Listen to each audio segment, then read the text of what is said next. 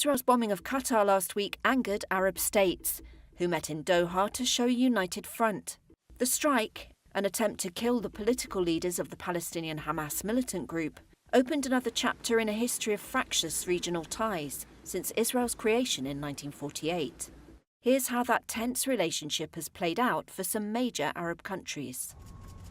Israel's Qatar strike shone a spotlight on the Abraham Accords, signed during US President Donald Trump's first term. These normalized diplomatic relations between Israel and Arab signatories.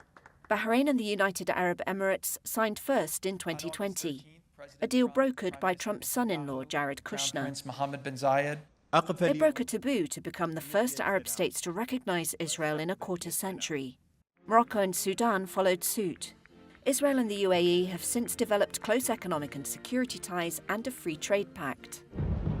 But they've been strained over Israel's war in Gaza, which was started after Hamas launched a deadly attack across the border in 2023. Israel has since been widely accused of committing genocide against the Palestinians and has accelerated settlement building. Public opinion in the Arab world has grown angrier. These factors can't be ignored by the biggest prize in Israel's sights: rich regional powerhouse Saudi Arabia. In February, Riyadh said it would not establish ties with Israel without a path to the creation of a Palestinian state.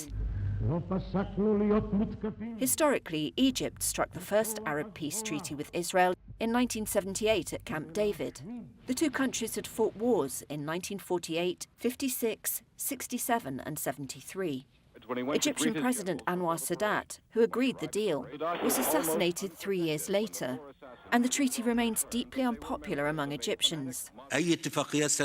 Israel and Egypt cooperate on oil and gas, but little else. Israeli and US suggestions that Gaza's population should be partially resettled in Egypt's Sinai angered Cairo. Jordan was the second Arab state to make peace with Israel in 1994. By some estimates, more than half the country's population is Palestinian, many descended from refugees. Jordan controlled the West Bank and East Jerusalem from 1948 until Israel captured and occupied the Palestinian territories in the 1967 war. For Jordan and Egypt, the peace deals are central to security, foreign policy, and their ties with the United States. However, anger over Israel's treatment of Palestinians is widespread.